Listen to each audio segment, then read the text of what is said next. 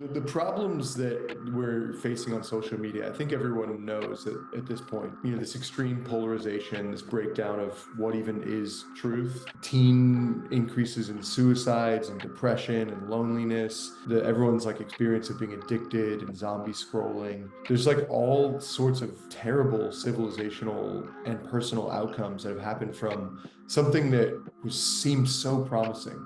I think basically, in my opinion, it's this kind of unconscious incentive structure. Like there's no villain here. There's no bad guy. It's just a bunch of individuals making unconscious decisions within a system that they don't have control over. So UpTrust basically is like, well, what if we do create something consciously? What if we take into account the systemic incentive landscape and really say let's drive everything towards civilizational well-being.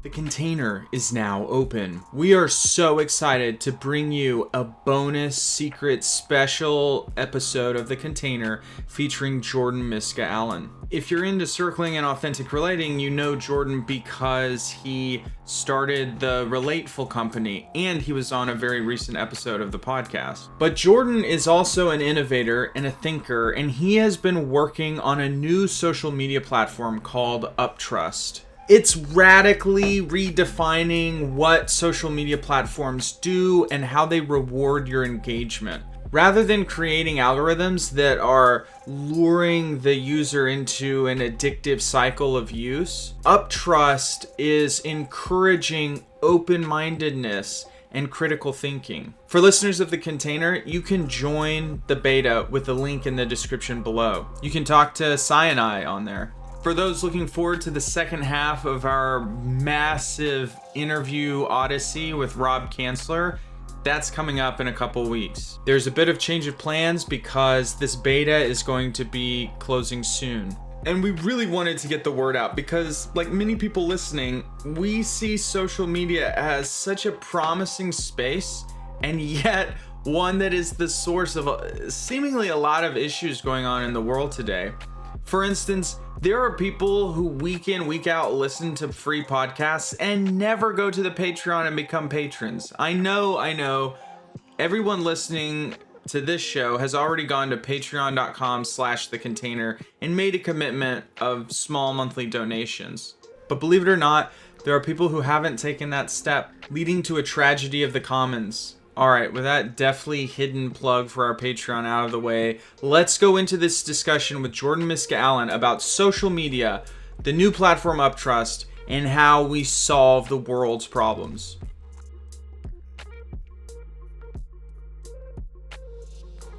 Yeah, I want to know what UpTrust is and what it solves. Yeah, great. Yeah, so the problems that we're facing on social media, I think everyone knows at this point, which is nice because when we first started this project, I kind of had to convince people there was even a problem. But this extreme polarization, this breakdown of what even is truth, this kind of lack of cohesive meaning making, teen increases in suicides and depression and loneliness, everyone's like experience of being addicted and zombie scrolling. There's like all sorts of kind of terrible civilizational and personal outcomes that have happened from something that seemed so promising. I don't know if you remember first getting on Facebook or Twitter, and there was like the Arab Spring, and we're like, oh my gosh, like citizen journalism, and like, oh wow, we can like rally people to like, fund nonprofits and do all these things, and then it just kind of, I think basically, in my opinion, it's this kind of unconscious incentive structure. Like there's no villain here. There's no bad guy. It's just a bunch of individuals making unconscious decisions within a system that they don't have control over. So even like Facebook, for example, it's kind of easy to make them a villain, but they have to post quarterly profits, and then you might be like, well, then is Wall Street the villain? You're like, no, it's like teachers unions that are invested in Facebook that want the teachers want their retirement to grow, and so they're within these systems that no one really created consciously.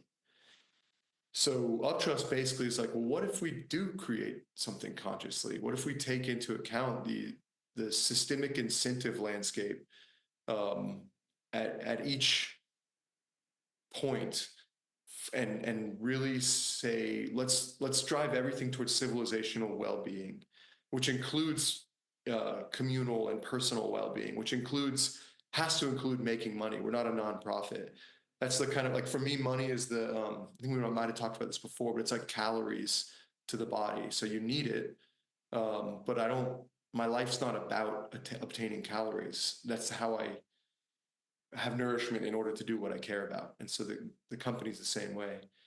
So yeah, so it started as a different way of doing algorithms and a different way of prioritizing things on feeds.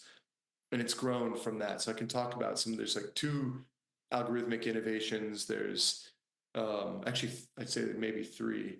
There's a lot of stuff we're trying to build in the relatefulness kind of presence, all the stuff that we love, into AI facilitation. It's both like optional, you can kind of ask in, and that is like gently nudging people. And there's kind of new ways of both revealing and organizing collective intelligence so that groups can act as kind of like hold-ons unto themselves. And this is all very heady, but I can give very specific examples. And yeah, and also, so yeah, so we end up creating our own kind of niche social media network. It's kind of like people people on it. We have a few beta testers tend to say it feels kind of like Reddit meets Twitter or X or something so far. And my hope is that we can. My hope and our plan, and so far what's happened is that we can tackle on this platform the kind of conversations that just deeply, deeply matter. And right now, you basically can't have, like, solving the kind of problems that our world is facing, whether it's talking about I don't know, there's the kind of like really hard things to talk about online, like um, I don't know, what to do with vaccines or COVID origins or risk of financial collapse or global warming, energy policy, racism, systemic racism, you name it, like all these big problems that just seem impossible to tackle. Part of it is because when you try to come up with a nuanced take that honors multiple perspectives, you kind of get canceled from all sides. And so people basically don't have these conversations online, and then we don't get the collective sense making we could. And then the online conversations often kind of set the tone for the in-person conversation. So we're often scared to have these conversations in person. And this has happened in like really tight quarters, like behind closed doors, and the like information doesn't flow between these tiny little bubbles. And so we're kind of stuck in this bad cycle of like kind of going seemingly deeper and deeper polarization, deeper and deeper fragmentation of truth. And yeah, I think we can change that. I think we can legitimately make the world a better place while trying to also hold, on the other hand, like, Lao Tzu's, you think that you can make the world a better place? I don't think it can be done. It's perfect as it is. Do nothing right behind me.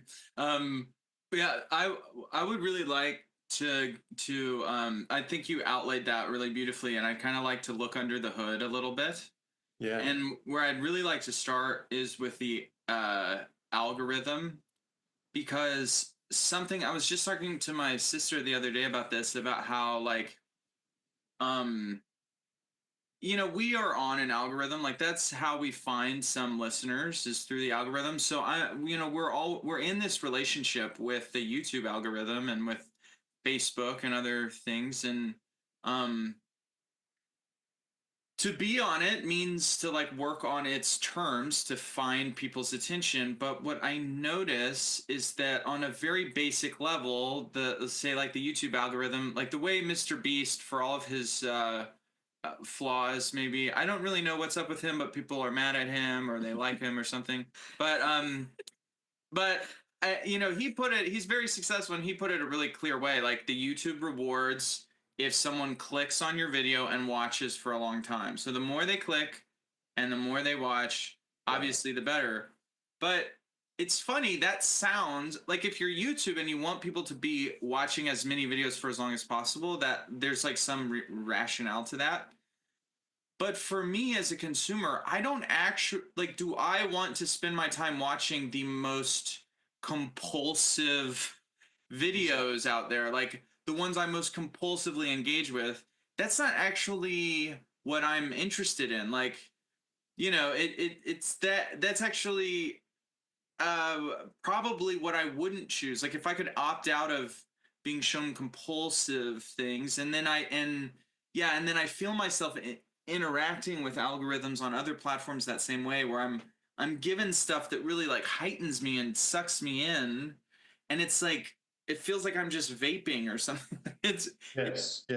Yeah, it's just very overstimulating, and I wanted to add that kind of like personal experience to open up how your algorithm works different. Yeah, and I think most people have that experience. Like listeners probably can hear. I mean, so yeah, and like okay, so another thing, there's like two that brings up a couple like maybe interesting meta frames. One is like, y'all's listeners are into circling, authentic relating, relatefulness, personal and interpersonal development. In a lot of ways, this is my attempt to say like, how do we scale this? How do we reach the mainstream on the mainstream's terms? So I don't want to convert everyone into a relateful practitioner. I want to give people the goods that I'm pointing at on terms that work for them. So it's kind of like meeting people where they are. They're on social media. Let's meet them there. And so I think that, so then another frame is, I think maybe listeners might be interested in this specific example, but also that I think we're trying to do things in a way that kind of at a meta level says, here's how you can solve these issues differently. So like one of those meta principles is like, there's no villains. This is a very different way of looking at problems in the world today. Like, and it changes how you engage them. So one of the meta principles, so there's no villains is one of them. One of the meta principles is something like transcend and include. We're not trying to get rid of algorithms. That's I don't think that's going to work. How do we say yes to algorithms, but do it in a way that actually is beneficial to everyone, and especially in the long run? So like, YouTube your example is really great. And then, the other thing you'll notice, one thing that happened to me when I started writing on UpTrust, because we have the small beta group, I was essentially writing clickbait headlines. And you guys probably have to do this for your podcasts, right? You have to think like, what's going to get people to click so that they stay in that Mr. Beast way. But it's like there's a kind of mismatch between the actual content and what you want to say about it and the clickbait. It invites this kind of oppositionality. So I was writing about the point I was trying to make was like, I think it's going to be so exciting to see people do for Christianity what we've done for Buddhism, where we kind of distinguish the transformative practices from the kind of ontological, dogmatic belief structure that those practices kind of arise in. And so people now can do these transformative meditation practices without having to believe that there's 6 realms and humanity's one of them, and you could get reincarnated as a hungry ghost or whatever, right? Similarly, I think there's like epic transformative practices in Christianity that you can practice and get the reality from. But anyway, that's a sidetrack. I wrote about it in such a way that you just couldn't even get my point. Like the title immediately like incensed people. And it was like, oh my gosh, I've been trained over the past 15 years to do this. And I can stop doing it because that's not how I win on UpTrust. That's actually, I lose. On YouTube, if you get a bunch of people arguing and fighting in your comment section, that means engagement. And so that gets promoted systematically to more and more and more people. And on UpTrust, I'll go into better specifics, but the short run is that you will actually lose attention by having that kind of like fighting back and forth.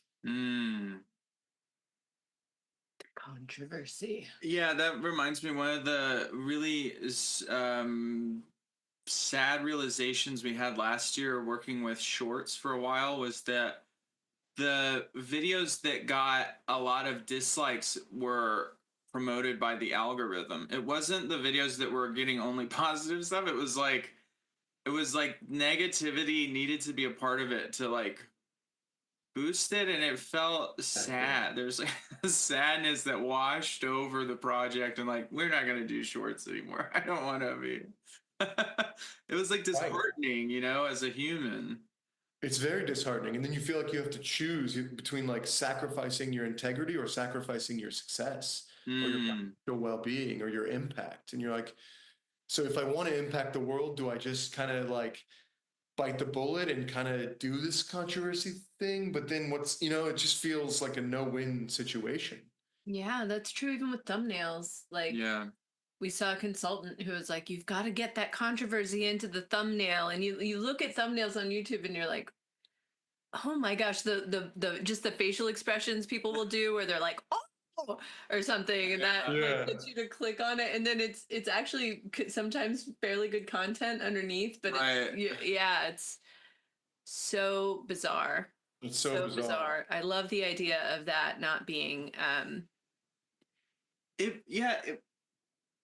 reminds me of a principle I finally arrived at. So during my 20s, I was a very politically invested radical leftist, like communist even, and um organizer and stuff. And I was in a million debates, I mean arguments with people, as anyone who's met a communist likely is not surprised by. I was in like so many arguments, and then like at the end of years of doing that, if I look back, the discussions where I learned the most and I felt like other people learned the most about my ideas were when I was talking with someone who didn't share my views, but we weren't arguing. We were like trying to help each other be like, Yeah. you these worldviews, it's like it takes a lot to just describe all the things that are interacting that make up that full worldview. And so, I would end up having much better conversations with like conservatives where we just knew we weren't going to find common ground. So we were just like, how does it work over there? Like, how does the worldview work? And then people that were closer to me politically, it would be like explode into argument because it's like, no, that's not true. Blah blah blah. I don't know. Yeah, there's almost like if you relax and you're like, I'm not trying to convince you. Let's like figure out how these things work. Yeah. So that's like something that comes up for me hearing how your algorithm, works. Is that it's like if there's less conflict, there's so much more nuance in just getting someone's world rather than like provoking outrage. Right. And so, yeah, like you're pulling from these personal experiences that we all have. And then also like in our group facilitation, we've all been in those kind of groups where essentially the algorithm of the group is to reward what's most loud, what's most controversial. And like we start to pay attention to essentially the most unconscious person in the room because they're the one that dominates. And it seems like what's needed is some sort of like claiming of an integrity or an orientation or principles. And what's cool is like, I think you guys probably have seen this, like in a group, you don't necessarily have to tell people that. Like in Facebook, YouTube, Twitter, they didn't tell people like, if you are controversial, you're going to get more like likes and you're going to sell more ads and stuff. It just was like the way the system is set up and people figure that out pretty quickly. So it's the same thing here. Like again, like with you guys, I'm happy to go into the details, but like if we do what we're set out to do, you'll feel the difference in the platform. You'll feel what gets rewarded and what doesn't. And so over time, without knowing why or what, you'll just be oriented towards having these more meaningful, deep conversations. And that's our intention is to start with like, this is where the best conversations on the internet happen. So that's UpTrust is like, man, if I want to talk about something real, that's where I go. I know that I'm not going to get canceled if I try to steel man, two sides at once. I'm going to get rewarded. Sounds like a place I want to be. It really does. very rarely engage Yeah. at all on social media, like at all. And I mean, I think it must be like in my astrology or something, but I have like some magic ability to just barely say anything and then create like massive amounts of intense reaction. It's happened very recently to me, where it's like I'll look and just be like, this is crazy. I didn't, yeah, like this is the first time in 5 years that I decided to, engage with the post, and there was like massive blowback. Whoa. um, just by asking a question about like alternative viewpoints.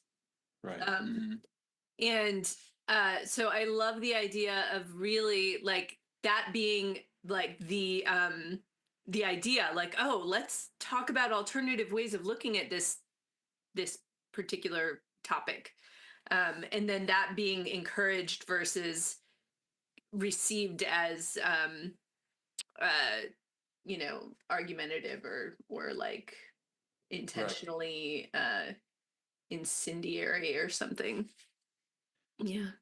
So yeah, like I love it. We keep also jumping back and forth between like the personal and the civilizational, which is good. That's what we're about. I mean, we have to do both in order to succeed.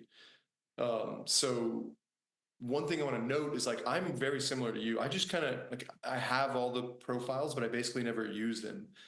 And what happens is that a lot of reasonable, like well-resourced, like grounded, interesting people just don't participate in the global comments because why would they? Like you and me, like, well, I'm just going to suck my attention and my energy, and I'm going to get a bunch of negative feedback. And so our civilization our society lacks those perspectives and those like more wise voices.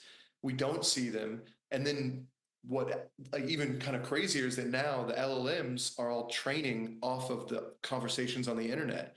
So our AI is scaling the least conscious and most controversial conversations through that being the training data. Whoa. So can you go, I know that in the beginning you talked about training AI with the algorithms, or can you just talk a little more about that? Yeah. So, okay. So, well, there's two things. One, there's a long-term hope, and this is this doesn't happen yet. But if UpTrust does what we expect it to do, which so far it does, we'll have just way better conversations. We'll have a better sense of like who the most trusted people in a particular domain trust.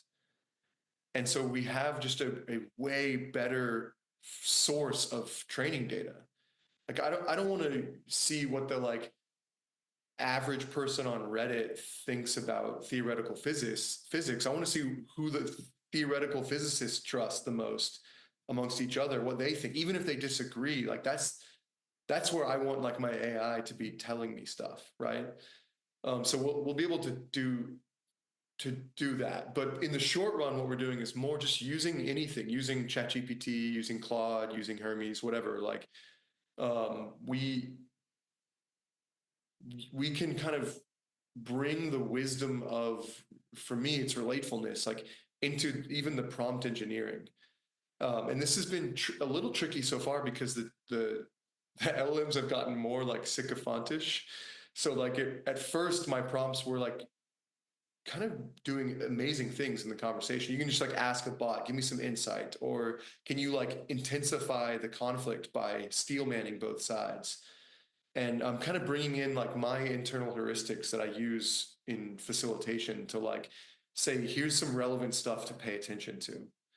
And we have a similar guide bot, and I kind of have to keep reworking the prompts because now they're just like, wow, you're amazing, and everyone's amazing, and I'm like, hey, stop, that's not what I want here.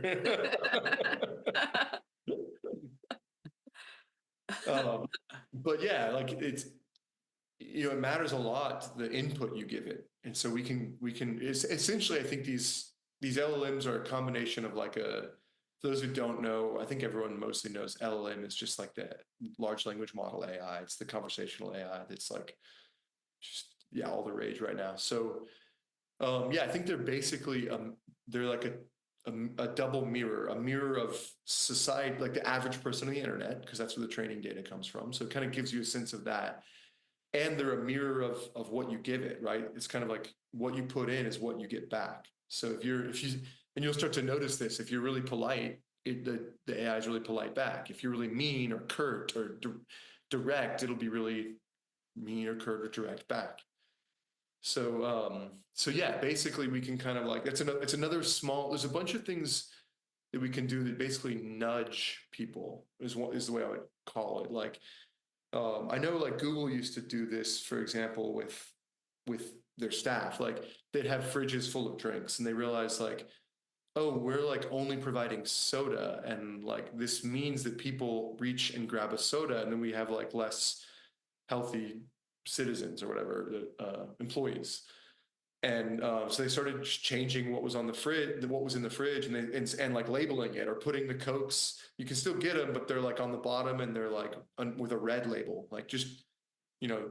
And then the waters are with a white label. I don't know. I don't remember, but it's like you still have total freedom to do whatever you want, and there's just a little more awareness, and it kind of nudges, right? Or the same thing with like if you have a huge plate, um, what is it? Yeah, you tend to eat more if it's like, even if it's the same amount of food, but it's on a small, I don't know, like the plate size matters a lot. Right. Yeah. Under the Like exact more size. food on a small plate. Like if it's more filled, then you're gonna eat more than if, or something like that. Maybe it's opposite. Yeah, I can't I know what you're talking about. Yeah. Yeah, so basically these like subtle interventions that don't force anyone to do anything, but they kind of bring. I sometimes will call them awareness nudges or awareness interventions, and this will of course like resonate in y'all's work. Like you're like, hey man, you can say whatever you want, but by the way, like it feels really terrible when you tell me that. Right. Honor it. There's impact.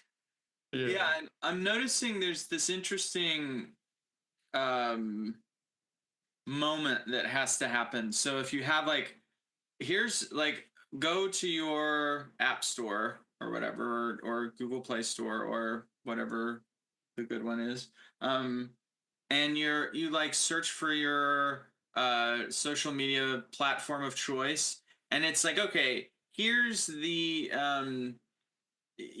totally full throttle den of iniquity, like algorithm that just wants to put its tentacles in your brain and sell you like Timu crap. And like that's like the one you get, and there's a billion people on it. And then there's this new UpTrust, which is going to be a much better bath for your brain to take every day. And uh, there's a decision point there. Yeah, so there's like a competition that you enter into where it seems like the value proposition is this isn't going to be as compulsive. There's actually like it's less fiery, and you want that. So you're appealing to something where the user, I guess, what am I trying to say? It's like there's this capital decision, this first decision where the user's like, okay, I'm going to go with the one that nudges me to be engaging in the way I want to be engaging with it. And so how do you fight for that decision to be made in that direction? I don't know if that makes sense. I'm like kind of thinking it out loud.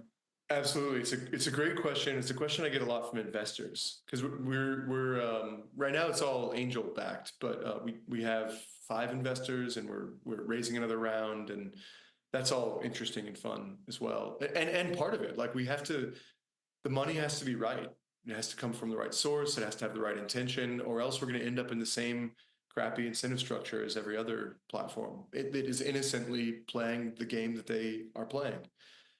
So yeah, like long story short, we're creating a different game, and one way you could think of that is like UpTrust is to social media as Whole Foods was and is to supermarkets. So they in some ways they weren't that innovative. There were already co-ops. Whole Foods started as a co-op. But they were willing to kind of say yes and to a bunch of stuff. Like, yeah, like all the health food places weren't supermarkets. You couldn't go there and get your everyday foods. You had to go to the supermarket to get your everyday foods and then go to the health foods market. I remember that. They didn't sell meat. Like they're mostly all vegan. So even though John Mackey's a vegan, he was like, man, we gotta sell meat, and we gotta find eventually we gotta find a healthy way to like only healthy good meat. So there's like I think there's a few companies like this that have kind of changed the game. Patagonia is a good one. Like you can't be an outdoor apparel manufacturer without being sustainable in the supply chain anymore, because Patagonia just kind of set the tone. And we're super happy if everyone copies UpTrust, if all the other social media, like that's like great. Like we freaking did it. We did exactly what we set out to do. So yeah, so I think my guess is what's gonna happen is at first the average person is not gonna get it and not gonna care, but we're gonna be targeting people who do care. The philosophers, the writers, the bloggers, the like influencers that like want to be having deep, important conversations. And we'll encourage them and invite them and provide a space for them to talk about, okay, healthcare. The system is screwed, but is it really like the insurer's fault? Is it really the provider's fault? Is it really like whose fault is it? What is going on? How could we try to like make an actual difference here? And let's have a conversation that's hard to have. Or whatever you like, pick whatever conversation. Immigration. Can we say like, man, borders matter for now? How do we make it work in a way that isn't that does all the things we want to do? You know, I don't even know how to have the conversation right now. I'm scared even as I'm saying it because I'm like, oh God, people are gonna paint me in some political party camp and like, yeah. So yeah, we're gonna start with those people, and those people are interested in those conversations, and people will still be posting whatever they post on Instagram and TikTok and or Red Door, whatever they go to, X, Twitter, and they're gonna be like, but I keep having interesting conversations on UpTrust. And slowly but surely that becomes the place where, and then when I spend time on UpTrust, I feel good. And if I want to go get, or another example would be like Chipotle. Chipotle, I think, is an awesome company. They, they obviously have their problems and all that, but like you can still get McDonald's. They didn't put McDonald's out of business. They were bought by McDonald's briefly. Um, but Chipotle still kind of like changed the game and gave people more options. And so we're hoping to do the same thing. So maybe people use Instagram every single day because they're addicted, and they use UpTrust once a week because that's the healthy, right rhythm for them. I'm super cool with that. And then they at least have some taste of like what's possible, and then they're free to do whatever they want. I have a burning question that has been, keeps coming up for me. Earlier in the conversation, when we were talking about the LLM sort of mirroring, and if you talk really nice to it, it talks really nice back, and then there being like a vibe of like more of a we're trying to have an interesting conversation, but that can also easily kind of lean into like almost being too nice. I guess Right. I'm thinking of like, how do you keep it like the track right in the middle? Because it connects me to circling, or to like, relatefulness, where you'll end up in a big group, and there's that like ooey gooey, everyone's just being so nice, and oh, I didn't mean to be rude, and so you're really missing out on the authenticity, Yeah. until someone like does the thing, and then all of a sudden the bubble is burst, and here we are, in the mess that we made. So yeah, thinking about maintaining authenticity while keeping, like efforting toward the truth, and Yeah. just like how to not go to this far other side of, like this is where you go to just be like really nice to each other and everybody's rainbows or That's a something. really good question. Yeah, it's a really great question. Another meta principle that I think solving these kind of hyper object or meta crisis, or what do you want to call it? Like wicked problems. Ken Wilber and Alan Watkins call them wicked problems. Like these that require kind of like not just like new behaviors or new technology, but also like new culture and new mindsets. They're kind of a 4 quadrant. Yeah, you need change on all the levels. Is I think embracing polarity. It's like you kind of have to say yes and find a way to say yes to everything in a certain sense. And of course, you can't say yes to everything naively. You have to say yes in this case and not in that case, or mostly yes to this one and sometimes yes to that one, which is to say also like mostly no to that one and sometimes no to that one. So basically, one thing, like we're a yes to dissonance and generative dissonance, and we can essentially identify when a conversation is getting to, like you would as a facilitator. It's like, this is kind of, people are hiding essentially, right? Mm-hmm. It feels really great just because it actually is great. That's great. Let it roll. Let's sink into feeling awesome and good and cuddle and love each other. And that's great. But if you're like, man, no, people aren't revealing stuff, like you can sense that. And so we can actually kind of address that. And people can ask for that. Like we have bots that you can ask for.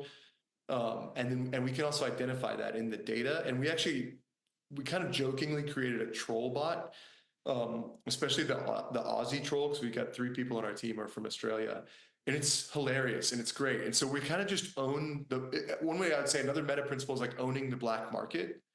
So like the black market on social media is kind of like trolling, right? So we're like, we're going to own the troll space, and we're going to set the tone for like what good trolling is. And what we found is that when people like, if I try to do like an automatic intervention, it's like, hey, maybe you should consider not posting that because people don't like it, or like every time anyone's ever posted this kind of thing, like they just get a ton of pushback that they end up hating themselves for. It always sounds paternalistic and feels shitty to receive as the user. But if instead the bot makes fun of you or is sarcastic, it feels great. Like if instead the bot's like, yeah, I'm sure that's gonna go really well, man. Whoa, that's wild. So that feels so true. I feel like as you're saying that, I'm just again imagining myself in a circle, like and of course in circles we don't usually do sarcasm, but it's that that is so interesting. And Right? I love that you had an answer, and that this is like something that's come up, because that tells me like pedagogically there's some connection that's good there. I don't know. Yeah. Yeah, and this topic actually kind of brings me to systemic concerns about the approach, which I think might get us to really juicy territory. Ooh. That's like maybe a little crunchier, and I would love to hear what you have to say. There's like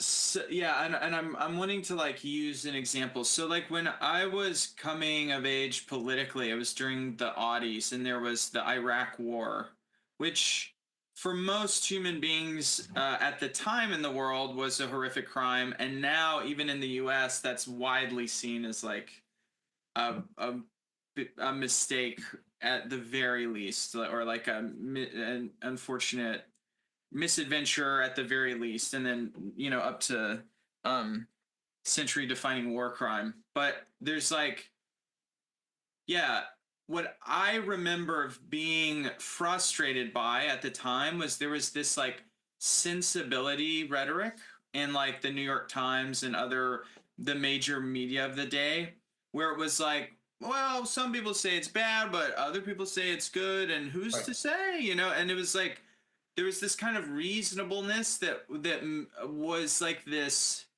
brake pedal on what was like a lot of activity to stop the drive to war and then to stop the war once it started. And I think that a lot of it's like we don't need to move super fast and be super high conflict. Like the vast majority of the time, that's like I think we all have experienced in our lives. Anyone listening, where that is almost always the bad outcome for a connection. But then there are also times where things do need to move very fast, and like there are like moral principles at stake and a number of lives at stake that are like from some perspectives that it does justify high conflict, and it kind of like reasonableness can be sort of a front for stopping change so that you can do this thing that you're wanting to get done. And I guess so. While I believe deeply in like social media networks that cool things down and create more nuance, there's also a fear about nuance can also be weaponized in this way on really big scales that can have like extraordinary consequences. Yeah, so I think there's two types of reasonableness that I would say that you're referencing in that kind of like, yeah, the New York Times, like, and I think both of them are immature is the way I would put it. And we need evolving. And the first is a kind of like, let's be reasonable in a kind of objective way and let's seek for the kind of like objective truth. And I'm like that. A lot of people think that's how we're going to solve the social media issue and the kind of like epistemological crisis we're in. Let's go back to fact finding and fact checkers and stuff. And it's just like, it's just no, it's done. We're done with that. Like the pluralistic cat is out of the bag. If that was the issue, Wikipedia would have solved it already.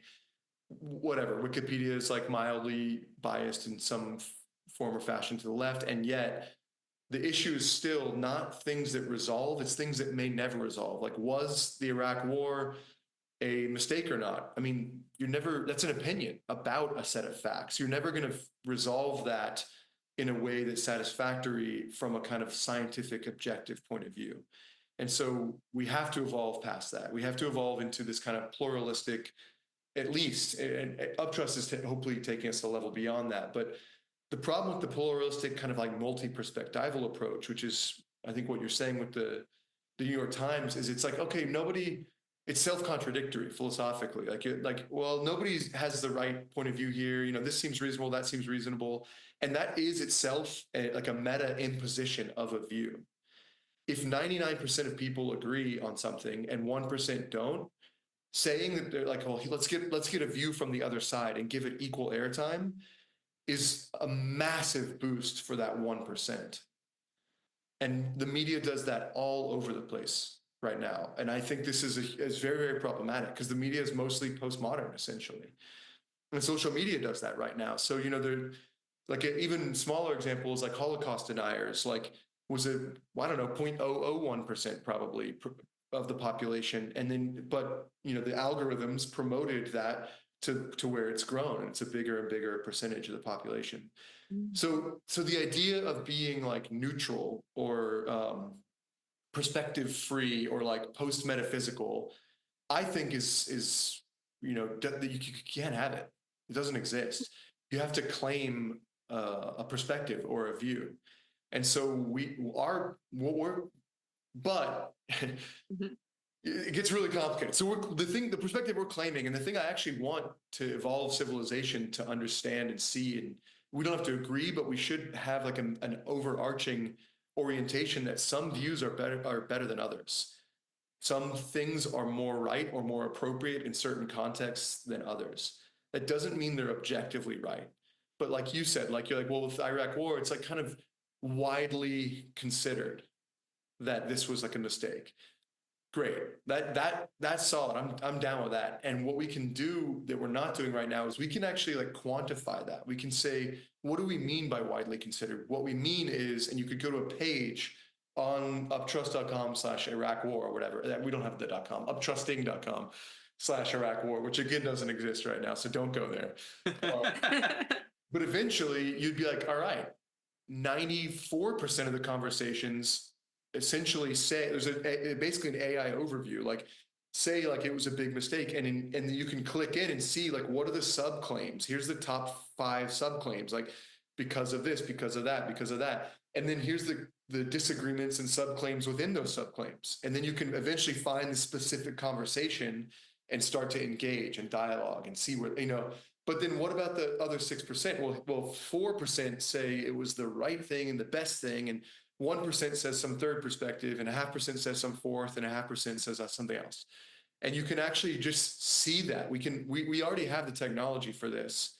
It's not deployed on UpTrust yet, but there's a kind of research institute that we're working with to integrate where you can just get this kind of overview of a collective and see, yeah, it's widely regarded, and here's exactly how widely. Wow. That Right? is so It's cool. fucking cool. That's incredibly cool. And so yeah, so basically UpTrust continuously says yes and, like, yes, it's we can and will say here's the majority opinion, and we can still represent the minority opinion, and we're not going to overrepresent them. So we kind of keep saying yes and there's like in a way I think of it as like the yin yang, like yeah, there's the majority and the minority, and then there's like but not overrepresenting it is a little dot in the other side, and can do that over and over again. So let me give you another example. Algorithmically, what we do is one of the things we do is we take we take the most trusted opinion from another side and promote that to you. So if I'm a flat earther and I'm like, man, I love this Sarah's flat earth content. It's so good when it comes to geology, but I hate Jonathan's BS round earth crap. Then I basically say I trust Sarah, and or should I be calling you something, Sai? Sarah's fine. Sai and Sarah, they're both Cool. names for me. And I distrust Jonathan's like round earth crap. Then normally what's going to happen is like I'm going to get less of Jonathan's round earth stuff, and I'm going to get less of his when it comes to geology, and I'm going to get less of what he recommends. So it's perspectival. We're starting from this kind of like it's relative to each individual. But if both of you like a fourth geologist or geographer or something, then we consider that person a bridger of worlds relative to me. And so we promote that person's content to me. And then we not only that, I love that. Right? So that's where we kind of invite this generative disagreement. The most trusted from essentially they're going to be a little like I'm going to slightly disagree probably with that person, but I'm going to slightly agree as well. But not only can we like identify that in the data and like promote that, and then that has huge long-term systemic effects. We can also ask for it. So we basically give you a portal where you're like, what am I going to write about today? And I've gone to your profile and I've been like, well, I think Jonathan can write really well about psychedelic culture and Christianity. And he's like a rare person that's going to bridge these worlds. And I am willing to pre-commit my trust network in those worlds, in psychedelia and Christianity, that when he writes this content, that they get to see it. Well, even though I have like sight unseen.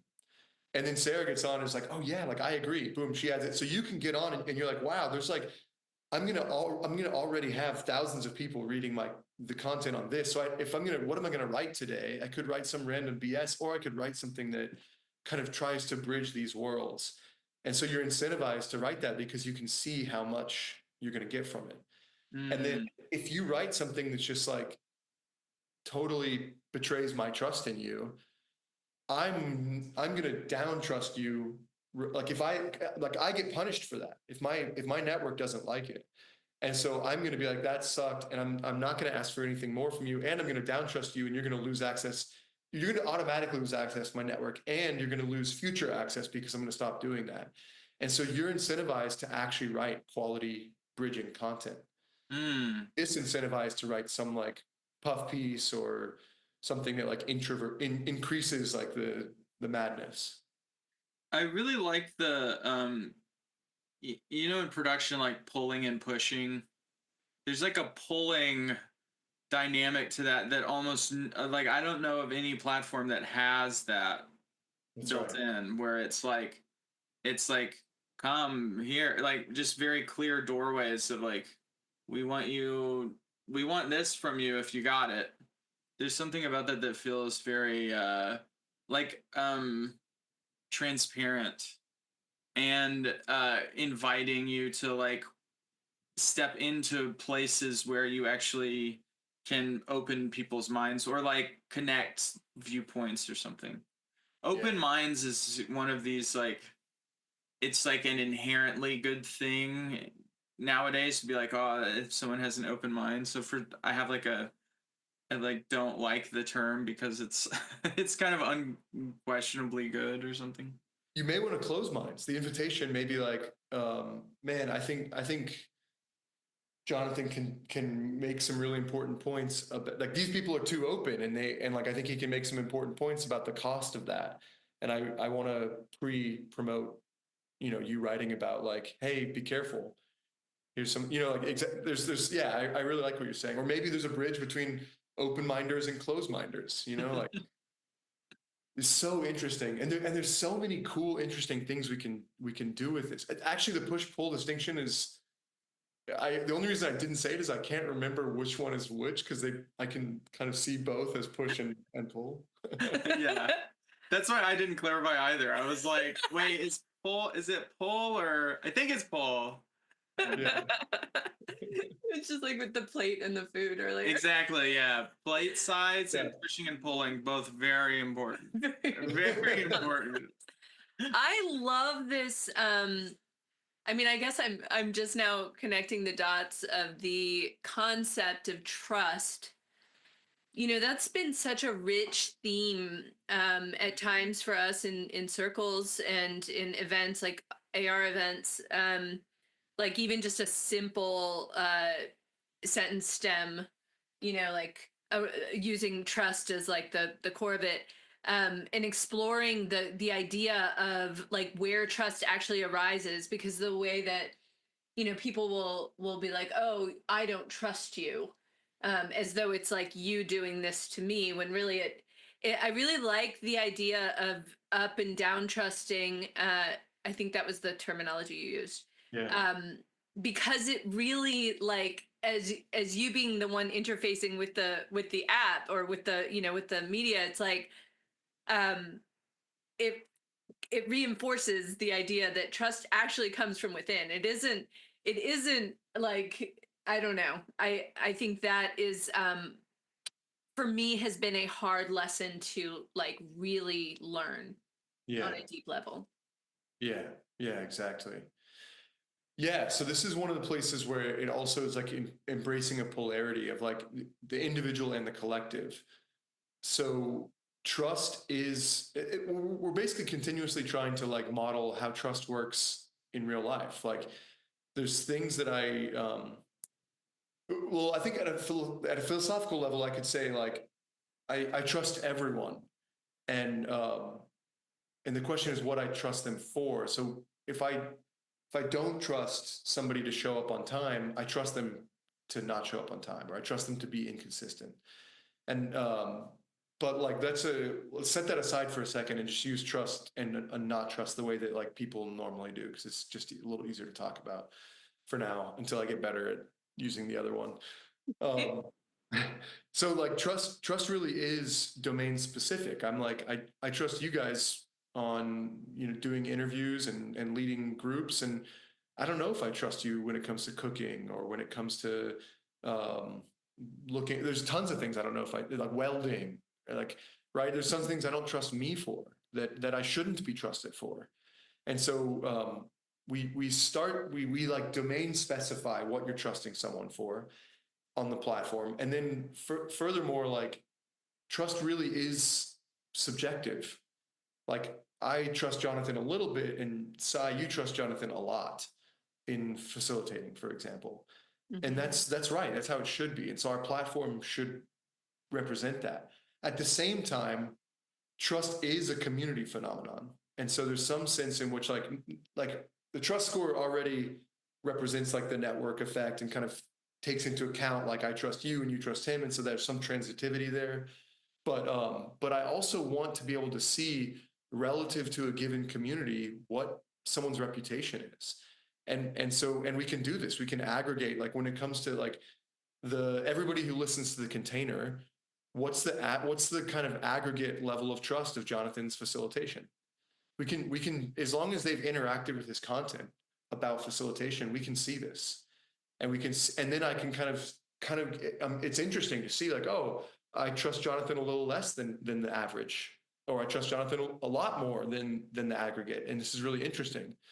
And then I can change my reference group, because again, this is how trust works in actual reality. Like, who is the smartest mathematician? Like, basically, what we really mean when we say that is like, who is the one, or in recent history, we basically mean like, who's the Western smartest mathematician? I don't know any Chinese mathematicians for the most part, like that were active until the past, whatever, 50 years or something like that. But if you ask that question in China, you're going to get probably a different answer, because it's a different reference group.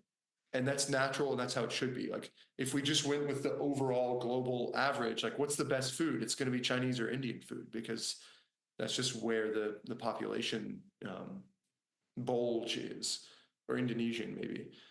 So yeah, so basically we can kind of see what's your trust for any given person, and you can see like on someone's profile what I trust them for, what they trust me for, and how much. But also what's the overall average relative to a given group. And this unlocks a bunch of super interesting things. So like, who's the most trusted Democrat when it comes to immigration policy, et cetera, et cetera, et cetera. Wow. Yeah, something I love about that is it sort of solves this kind of scary, that's maybe a little dramatic. I've noticed that the demand for content, I think, connected to the draw of celebrity has led to Yes. I'm a YouTube addict, not in recovery, fully active YouTube addict. And something I'll see is people who like have a name are like creating all of this content. There's such a need to create content, and they are creating content on things that are so far afield from what like brought them to the dance. Yeah. Like, yeah, I noticed. I saw some. I guess YouTube knows I'm a man, so every once in a while it's like, you like Jordan Peterson now, so I'm gonna give you a lot of Jordan Peterson, and I'm like, okay, I guess I'll check what he's doing now. And like he was like talking about climate change, which is like, I don't know, so far afield from Jungian psychoanalysis. It's like, in what world does his opinion matter on climate change? It's he's just famous. Right. And eloquent. Like that's his only possible credentials.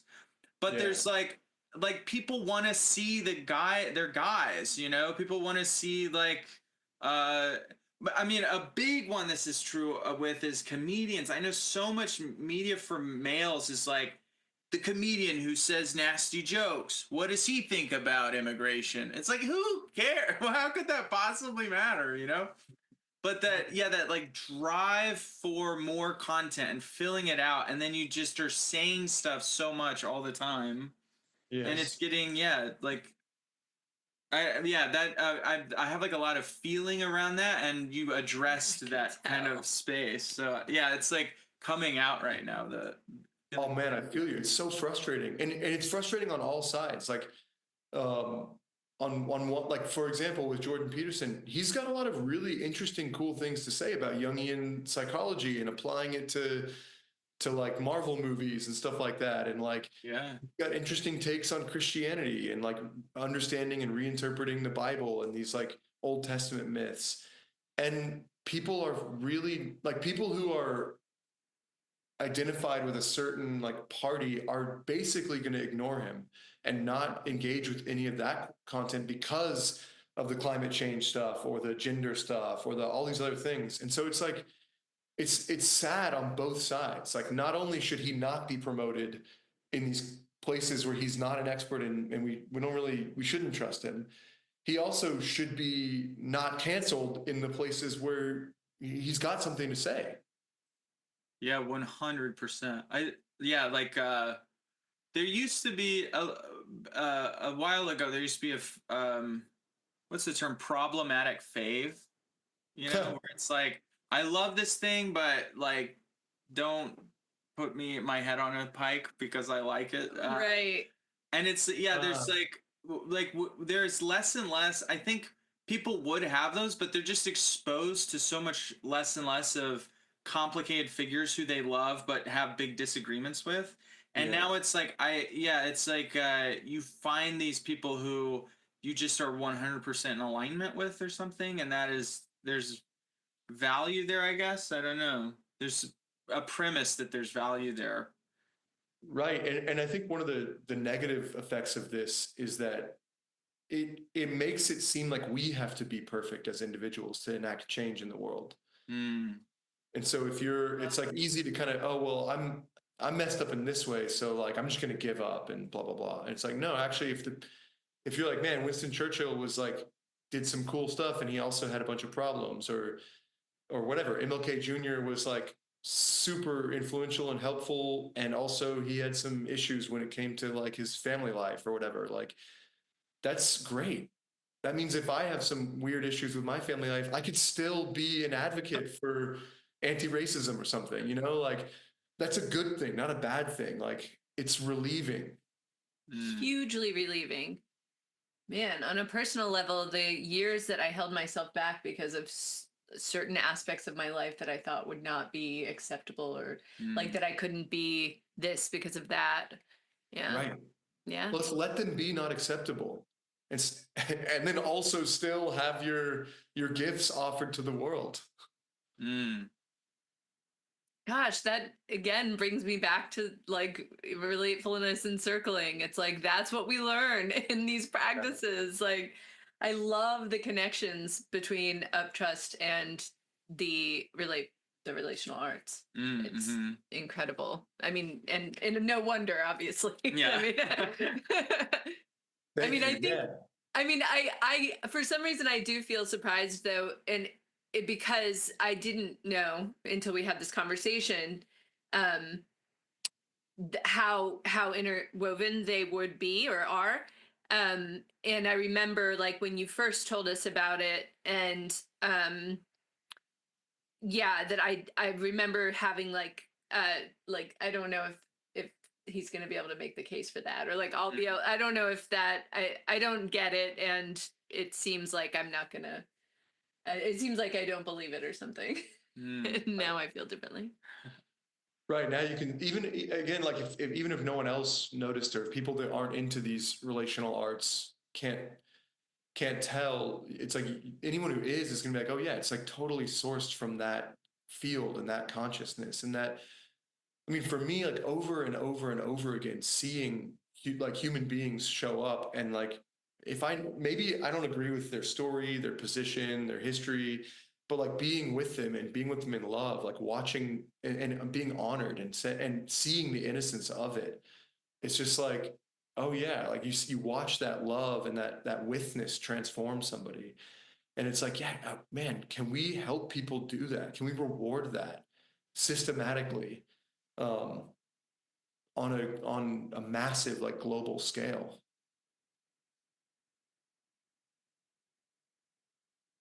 Yeah, there's something interesting too. I think that like it often feels like these platforms are institutions now, but they're so young, and it's like these first baby steps into these platforms. It's like this very it's almost like in personal development. It's very much just like get the titty milk. It's like get the attention, and likes are good and engagement's good, and it's like very selfish and like, these things we attribute to like when we're just first in the world. But then there's this interesting like auteur approach that you're taking to platform creation where it's like, well, we could actually have a we could actually have any platform we design. We could like be mindful and actually have like this authorial voice over our like the spaces that we inhabit, and that there's such like a higher level of consciousness in that process. And you just feel it talking to you. It's like, oh yeah, that's like a just an order of magnitude more consciousness in that space, because it has an intention to create a certain kind of connection, not just there's more attention yet, Yeah. Yeah, and thank you. And also kind of what you're saying, it reminds me of that kind of like there's no villains, or there's innocence, which is this kind of position that we often come from. Is like, well, whatever's happening, like if you're being with a person and you're being empathetic, an individual, you're like, whatever's there is there for a reason, right? Maybe it's no longer useful, but like if you're kind of withdrawing and not wanting to share emotions, then it's probably because you were punished for sharing your emotions, or they were used against you to manipulate you in your previous life or your childhood or whatever. And so you're like, it totally makes sense that you're behaving and doing exactly what you're doing. Mm. And it's right as an individual. So it's the same with these institutions. If we can be with them just like we are with individuals, like, right, you're a baby, or you're like basically been a baby and you've been scared, and like you didn't have anyone to raise you, and you were pioneering a field, Facebook or whatever it was. Like, so of course this is what happened. Like you had no one before you, and thankfully I can be in on auteur. I like that word.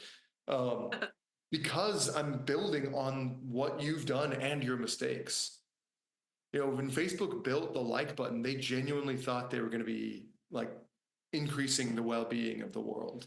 They did not know that it was going to end up in this kind of like crazy like attention optimization situation that now is like absolutely required to do anything, right? Even WhatsApp and messages, you can put emoji reactions on. Yeah. So yeah, there's something that I think that's absolutely right. There is one, like, I think ideally we're coming from another step beyond that, which, someone will hopefully in the future, maybe will evolve, or something will supersede us. Maybe it's many, many years from now, and become more conscious. But we can't just create anything we want, because we have to be in relationship with people and what works for them, and what they need. And the whole time I had this attitude of like, I think in order to solve these kind of, wicked problems, it's this transclude or transcend and include situation where it's like, you have to relate, you have to be in relationship. You can't just have this idealistic, we're gonna blah, blah, blah. And maybe you found this with communism as well. Like, it's not that the ideal is bad or wrong. It's that there needs to be a bridge. There has to be a way to get there. And so I have all along thought, okay, how do we make it so that people are competing for trust, or how do, like, this kind of pulling for bridges, like, or pushing, like, how do we pre-reward people by views, by like getting more attention? So how do we yoke the attention economy into something good? And I think we've done a pretty good job. But even there was like a lot of mistakes. Like for a long time, I was talking about this civilizational well-being because this is our main mission. It's like the well-being of humanity, or all of civilization. And every choice we make is like, when it's even very small, like, are we going to put in emojis or not? Like, well, how's it going to lead to civilizational well-being or not? Mm. But what I realized, like, that's 100% the case. That's always going to be the case for UpTrust. If it's not the case, we're going to stop existing. That is our orienting principle. That may evolve into something even higher minded someday, but that kind of creates, in a traditional like entrepreneurial mindset, it's like civilization is the customer, and civilization doesn't buy things. And so we had to think like, like, right. What is that? Why is like you're quite to your point earlier, where you're like, okay, why is the average person when they're downloading the app, what's going to make them go to UpTrust versus another? I have to like answer that question, assuming that they do not care about the well-being of civilization, that maybe they're like It's shadow work. shadow work. It's shadow work onto the civilization. I love that. Keep going. Yes. Yeah, it's like, I mean, the way that we look at like what it's like, you have to embrace the shadow to like fully integrate it and to rise above it. You know, that attention seeking, it's like you have to love it and fully embrace it and understand why it arose the way it did, so that you can like turn that into the, what do you call that, like the prima materia, do you call that? Like turn the prima materia from shadow to Yeah. light. Yeah. Yes. Yeah. Exactly. Yeah. So, and same thing with like, okay, so you guys are content creators, or you take an influencer, like why would you come to UpTrust instead of YouTube, why would you post your YouTube link onto UpTrust? And right now, like there's basically no reason. Like you're like, okay, look, even though I really care about civilization, like I have a business to run. I'm trying to make money. I'm trying to get coaching clients. Like I'm trying to impact people. And who am I going to impact on UpTrust if there's only 100 people there? And so we have to be in relationship with both like the kind of the shadow element of like, like people want a big audience, and people want to make money, and people are making money. This is their livelihood. And we have to be kind of in relationship. I think of it almost like horizontal, like the shadow. I almost think of like going down, like into my lower chakras. And then I'm like, I have to be in relationship with society at large. And I feel it more as like going out horizontally, where we are going to be the authors. We're not going to say yes to anything that doesn't work for us. And we're going to bridge. We're going to say, okay, like it's a compromise. It's a relationship. It's a marriage in a certain sense. Yeah. Yeah. Yeah. And so, it's like, for example, with creators, just like you said, there's this push to create more. Like you have to put something out every single day. And so even people going to platforms like School, they're like, I have a friend that has like 300 people that pay $30 a month on School, but he has to provide $30 a month worth of content to those 300 people. And it's like, he ended up, I think, quitting, even though he's making a ton of money, because, or at least for him, he's like, it's too much pressure. It's too much work. What he wants is to foster a community of people that are like that he's helping make the conversations happen that are meaningful, instead of just having to constantly put more and more and more and more out and play that game. And so for influencers, we believe we'll see that we can create a space where they want to come here because it's the place where they can foster actual dialogue, and they have more impact with less work. So they may put out something once a month that touches 2,000 people, instead of putting out something every day that touches 30 people. Yeah. Right. Like if you already, it's like, how would your content change if you already had the audience, if you already had enough, right? Right. Like, then what would you, then when all you're thinking about is like, what are we going to make? What are we going to do next? Like, it isn't, you're not having, to do that grind of like, oh, we got to get like 10 more subscribers this month. And you're really going back to the roots of like, what did we start this project for? Yeah. That's it. And that's it. Sourced from enoughness. And what is the world? I almost get a chill. What does our entire global civilization create if we're coming from enoughness? Right. I swear we had this exact conversation 3 days ago. So I love it. I mean, And in a lot of ways, like, it sounds kind of bonkers. You're like, well, there's wars, there's, people starving. But on the other hand, like, there's this kind of reality we do actually have enough. Right. And we haven't figured out how to distribute it. There's all these huge questions. But like we do, at least some of us, many of us have that enoughness. And there's a kind of mindset shift that we can, I think, systematically do. And like, So here's one tiny example. We don't even know yet what we're gonna do with we have emoji reactions, and the way that I'm orienting to them is they're like facial expressions. So when you have you want to see people's immediate reactions, even if it has nothing to do with whether they trust you or not. They don't factor into the algorithm at all. And there's a limited amount. And I've been trying to originally select the ones that are actual like emotional reactions. And it was a bunch of people like, everyone's like, why are you putting the disgust face on there? Like, I don't want to react with disgust. And probably we're not going to have the disgust face on there, but like, I was like, that's a primary emotion. I want it there. But yeah, like, should you see the difference between if there's 1,000 emoji reactions and 10,000, or 10,005 versus 11,006? Like, maybe once you hit a certain number, and maybe that number is pretty small, maybe it's 100. It's just 100 plus, and that's it. That's all you really need to know.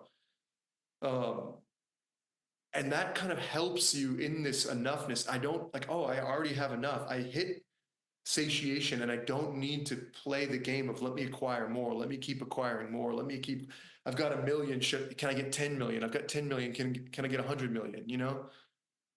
And so we can, like, little tiny choices, none of the choices alone are going to make a radical difference, right? Like, if I have 100 plus versus the way that you can see exact numbers on YouTube, it's not going to change the world.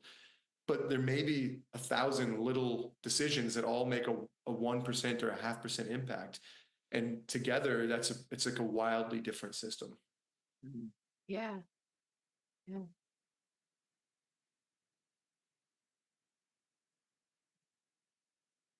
So I'm curious, as we like land the plane here, I'm curious about where UpTrust is right now in its development, and if there is a way for people to engage with the project in some way. Yeah, thank you. Awesome. So yeah, we have this really small testing group, and we're going to open up to, so there's been the biggest test we ran with a friend of mine brought in 100 people. And so we did just a kind of stress test on the tech, and it was great.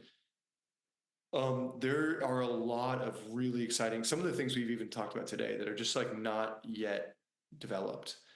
And I think we're at the point where we need to start scaling to run the right experiments. Like, there's certain things that we won't be able to like really test without 10,000 people on the platform versus 100. So we are going to, at the end of the month, right now it's beginning of February 2025 for posterity's sake, and we're going to do a kind of closed open beta starting in March, and I would love to invite your listeners into that. So I think anyone that you can go to uptrusting.com, and there'll be a waiting list, and you can sign up for the waiting list. And anyone who signs up for that waiting list before, let's say within the first month of when you guys release this, we will let you in. And then after that, I don't know, we may keep it closed. We may keep it closed for a bunch of reasons. One reason is that we may decide the best way to accomplish our mission is to not grow super fast, and to grow at the pace that feels good for us. And maybe we decide the best. So we may say, oh, we only ever want to double, and we only want to double every year. I don't know. I want to be open to these kind of really weird ideas. Or maybe we say we never want more than 10,000 people on the platform. And maybe, yeah, who knows? This one I'm just making up on the moment. Maybe there's a come and go, like maybe when you leave the platform, that opens a spot, who knows? But in any case, I'm very happy to like welcome on your listeners for that first month. Anyone who gets on that waiting list, we'll let them in, and then after that, anyone who signs up after that will probably get on too. But I just don't yet know the best way to move forward, and we're just staying kind of in relationship with reality and life and time and finances and culture before making any promises in that. Love that. So yeah, so basically we'll open up, and we're gonna have we're gonna do some events where I haven't decided the topics yet, but we're gonna look at these some of these kind of like really wicked, thorny problems, and then also what are the kind of biggest planetary potentials, my friend Forrest Wilson calls them. Like, Lawrence Wilson. oh yeah, you know him. Yeah. Yeah, yeah, or emerging kind of planetary probabilities. Like what is from sourced from enoughness, like or from well-being, like what is possible? And we want to kind of host these dialogues on the platform. And so that's probably what people will start to see. And you'll see like we've already had some really great conversations about some pretty charged things like race and IQ, polyamory versus monogamy, climate change and global warming. Yeah, there's been a huge mix of stuff that we've already had surprisingly great conversations on, I'd say. So yeah, people can get on and as long as they know, like when they're getting on at first, like there's just so much that we've talked about that is going to be under development, and they're going to find bugs and we want that feedback. We need that feedback. So if people run into bugs, they run into problems, if they have ideas, it's going to be continuously evolving, hopefully forever and ever. And yeah, and we want it to be kind of a dialogue, a conversation with everybody using it, where it genuinely is benefiting their well-being and the well-being of the people around them. Mm. Oh, thank you, Jordan. Wow. Yeah. Mm. Thank you guys. Absolutely. It's really fun to talk about. I feel like you get it. You're asking awesome questions and I like the challenges too. I think those are really relevant and important for us and for like there's this kind of meta point that I've been making, but also another one is about just having hope. Like a lot of people kind of see the situation, this like they'll talk about like a broken information ecology or these meta crises and things like that, and it feels hopeless. Like how are we going to get out of it? Like I don't think meta modernism is going to solve it or something like that. And what I've found really meaningful so far is even just talking about the project. It's like, oh, this is grounded in a way that makes me think that there could be some hope. Like maybe we are Yeah. gonna get through this. Mm-hmm. Yeah. I hope people, even if we fail, I think people should take that away. I mean, I'm not planning to fail. That's for sure. We're not going to fail. But Definitely not failing. Yeah, I come away from this conversation with hope. That's my experience. good. Yeah. And I can't wait to be posting on UpTrust. Hell yeah. Good. Yeah. I wish that we didn't have to go because I want to talk to you for a long time. Mm-hmm. But Y'all we are in the both have life. 2:00 and Yeah. Yeah. well, and it's a different time where you are, I guess. Yeah. Because the time change. I'm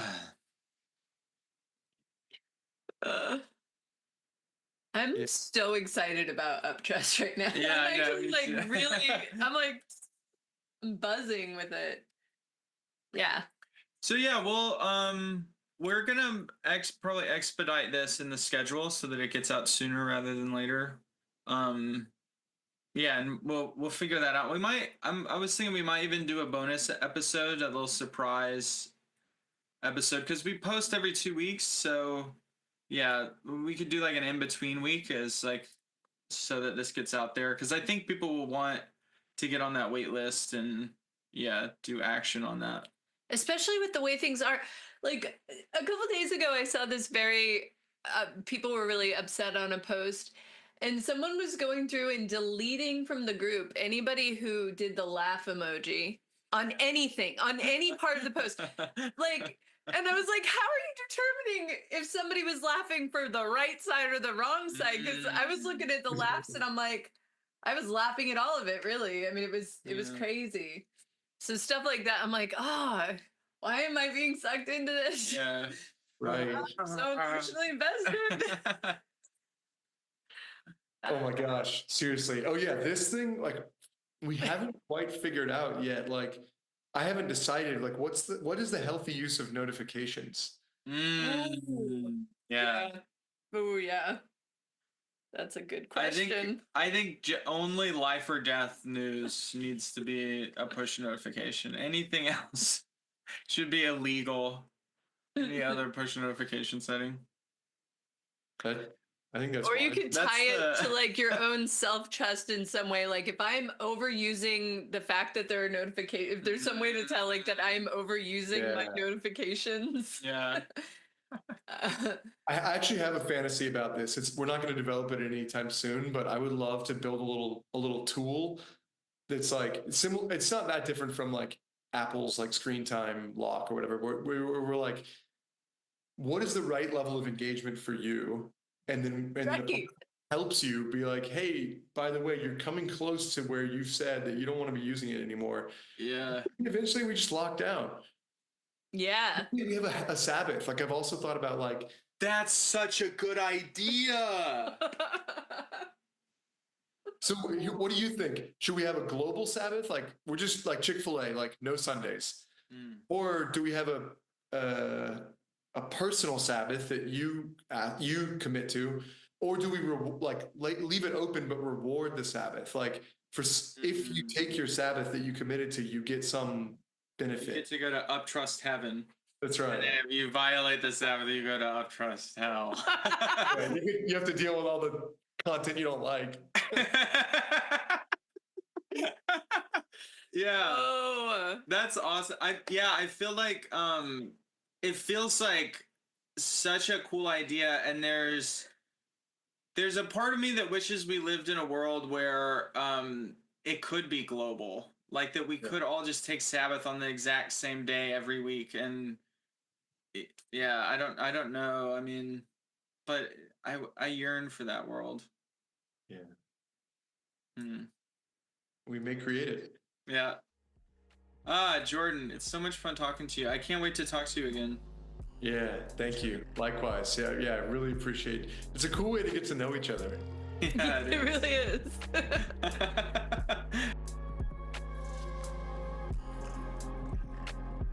The container is now closed. It's really fun to get to talk to Jordan again.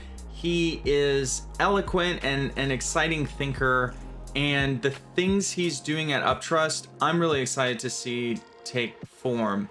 And that's why I'm going to be joining the UpTrust beta. If you'd like to come along with me and see what a platform with an algorithm that isn't trying to make you an addict, but is trying to help you build bridges and take on perspectives you haven't considered before, then go to the link in our show notes below. Join the UpTrust beta and experience the only high consciousness social media platform that exists.